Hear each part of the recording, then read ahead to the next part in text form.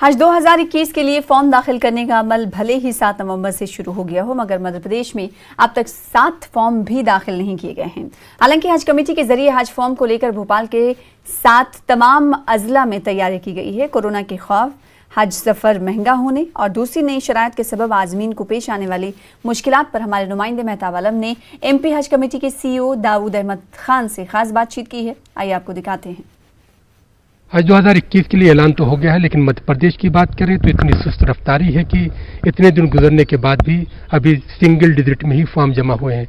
यहाँ पर लोगों को क्या मुश्किलात आ रही हैं, हज कमेटी ने क्या तैयारियां की हैं, इस पर बातचीत करने के लिए मध्य प्रदेश स्टेट हज कमेटी के CEO दाऊद अहमद खान साहब हमारे साथ मौजूद हैं। उनसे जानते हैं दाऊद साहब जो है क्या तैयारियाँ हैं, क्योंकि कोरोना की गाइडलाइन ने बहुत सारी चीज़ों को चेंज कर दिया है।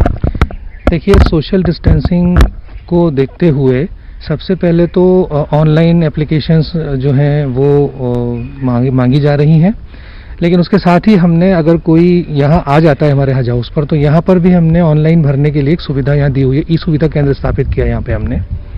साथ ही हमने अपनी जो मुख्तलिफ जिला हज कमेटियाँ हैं उनसे भी ये कहा है कि वो भी अपनी अपनी जगह पर एक ई सुविधा केंद्र स्थापित करके और वहाँ जो हज आवेदक हैं उनको ये हज फॉर्म भरने की सुविधा मुहैया करा दें।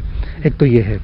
दूसरा ये कि कोविड के चलते अभी फ़िलहाल जो हज कमेटी इंडिया से निर्देश मिले हैं उसके मुताबिक जो देखा जाए तो वो ये है कि सऊदी अरब से भी अभी हमें पूरी तरह से दिशा निर्देश प्राप्त नहीं हुए, जो कि होना है।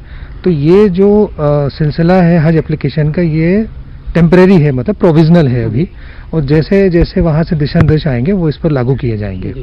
मोटे तौर पर ये कहा गया है कि 7 नवंबर 2020 को जो व्यक्ति 18 साल का हो चुका है या 65 साल का हो चुका है वही यहाँ पे अप्लाई करेगा। उससे ज़्यादा की उम्र वाला, 65 साल से ज़्यादा की उम्र वाला नहीं कर पाएगा और 18 साल से कम उम्र वाला भी नहीं कर पाएगा। एक ये पाबंदी है।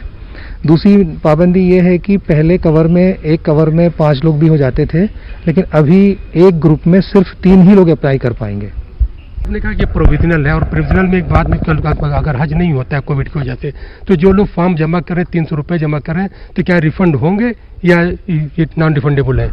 देखिए, पहले से ही ये गाइडलाइन में लिखा हुआ है कि हज रजिस्ट्रेशन प्रोसेसिंग फीस है ये, तो ये नॉन रिफंडेबल है। इसमें जो छूट है वो सिर्फ बिना महरम जो महिलाएं आवेदन करेंगी उनके लिए छूट है। जिस तरह आपने कहा कि बिना महरम की जो आप चाहेंगे उनको छूट है, लेकिन वो औरतें हैं जिन्होंने पिछले साल फॉर्म भरा था वो महरम के साथ जा रही थी, तो उनका कसूर क्या है कि अगर एक बिना महरम वालों को इजाज़त दी जा रही है और वो औरतें जो महरम के साथ जाना चाहती हैं उनको जो है पाबंदी कर दी गई कि नए तरीके से फॉर्म भरना है? देखिए, पिछले साल हज नहीं होने की वजह से बहुत सारे हमारे पास रिप्रेजेंटेशंस आए।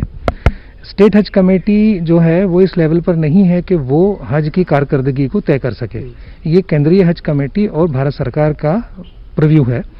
हमारे पास जो भी इस तरह के रिप्रेजेंटेशंस आए हैं वो हमने भारत सरकार और हज कमेटी इंडिया को भेजे हैं कि उस पर ये निर्णय ले लें। ये कोविड का हज महंगा भी हो रहा है। देखिए, अभी जो गाइडलाइन में कहा गया है वो ये कहा गया है कि हज की जो फीस होगी, इस बार के जो भी हज का खर्चा होगा, वो अंदाजन 3,75,000 से लेकर 5,25,000 तक कुछ भी हो सकता है। अभी तय नहीं है, लेकिन तय होगा तो वो फिर हज कमेटी इंडिया बताएगी। लेकिन एक उन्होंने अंदाज ये बता दिया है कि नीचे में अगर देखें तो 3,75,000 और ऊपर में देखें तो 5.25 लाख रुपए।